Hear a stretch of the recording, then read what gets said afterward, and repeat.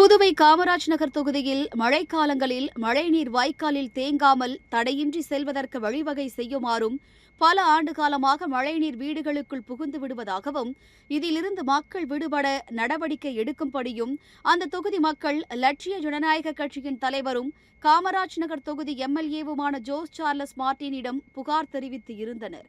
இதன் அடிப்படையில் MLA Jose Charles மார்டினின் அறிவுறுத்தலின்படி புதுவை காமராஜ் நகர் தொகுதியில் உள்ள வெங்கட்டா நகர், ரெயின்போ நகர், கிருஷ்ணா நகர், சாமிப்பிள்ளை தோட்டம் மற்றும் கொக்கு பார்க் அருகே உள்ள வாய்க்கால் மற்றும் பாலாஜி தியேட்டர் அருகே உள்ள உப்பனாறு வாய்க்கால் ஆகிய இடங்களை சிங்கப்பூரிலிருந்து புதுவை வந்துள்ள சிபிஜி கார்ப்பரேஷன் குழுவினர் மற்றும் ஐஐடி மெட்ராஸ் பேராசிரியர் பாலாஜி நரசிம்மன் தலைமையிலான குழுவினர் ஆகியோர் ஆய்வு செய்தனர். பின்பு பாண்டி மெரினா சென்று அங்கு உப்பனாறு வாய்க்கால் கடலில் கலக்கும் இடங்களையும் பார்வையிட்டு ஆய்வு செய்தனர்.